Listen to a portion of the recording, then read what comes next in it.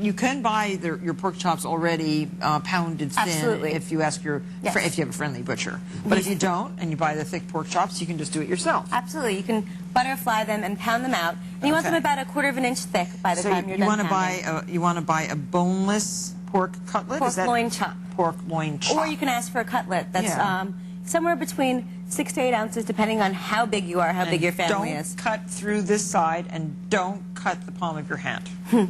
Great. Two fabulous tips. This was one of our Don't cut favorite anything but the meat. recipes in the test kitchen. It is? Really? Oh, absolutely. Oh. Because it's, instead of frying the cutlets where you'd have to do it in batches and everything, I'm going to show you a great way that we love to use to make the outside crispy without having to use all of that So I'm going to oil. just pound this a little bit, Pound right? away. Okay. I'm going to start with the breadcrumbs over here. Okay. So, right here we Can have... you talk loud enough? I hope so. I can't hear you. but I just want to show, it doesn't mean just finish. This really does pound out so beautifully and thinly. It looks just like a beautiful scallopini of pork. It's gorgeous. Yeah, great. Okay. That was easy. Yeah. So we have panko. This is 1.5 cups of panko. And as you know, it's just Japanese breadcrumbs. Yes. And it's sort of crispy and light. And shard shaped. So Right. it really gets nice and crisp. And it actually makes meatballs and things like that more tender. So it can be either crisp or tender. So this is 1.5 cups of panko. And we're just going to toss it with 2 tablespoons of safflower oil.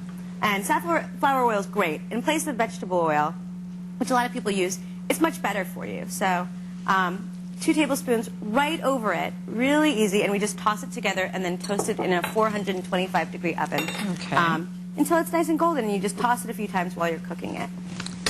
And this is the way we're going to get it. Oh, but on the cookie sheet. Mm-hmm. Okay. We're going to get it nice and brown by putting it into the oven, but you have to stir it or else I'm making it will burn. the other cutlet, excuse me.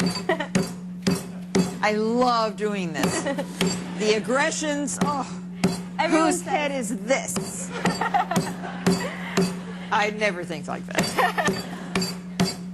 There, okay. So now we have 4 beautiful cutlets. Now that we've gotten out our aggression, okay. These look great. And we're going to coat them in Dijon mustard, okay.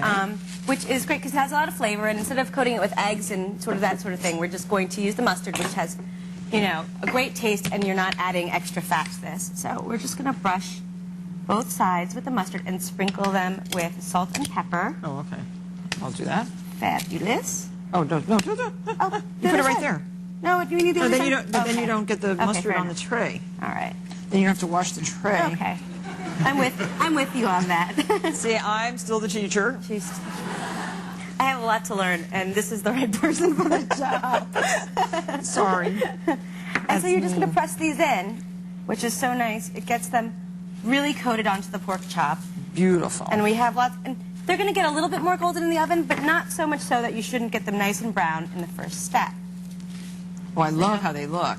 Right on there. Oh, so if you don't toast the breadcrumbs, do they come out just too white? They just don't look as brown and crispy, and they don't taste as much like sort of a fried pork chop would. So we like all that. So this is the fryless fried pork chop. And you don't have to turn them in the oven, and you don't have to flip them around, so it makes it really quick and easy. Because once they're on there, you stick them in the oven for 10, 15 minutes until they're cooked all the way through, and you're good to go.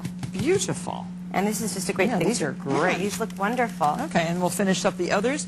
And Emma has a blog on our website, so tell us about that one. Oh, you're writing it every day? Oh, yeah. How good. It's called Dinner Tonight, and it's not only me, but Deb Puchal and Cindy Gluck and some of the online editors.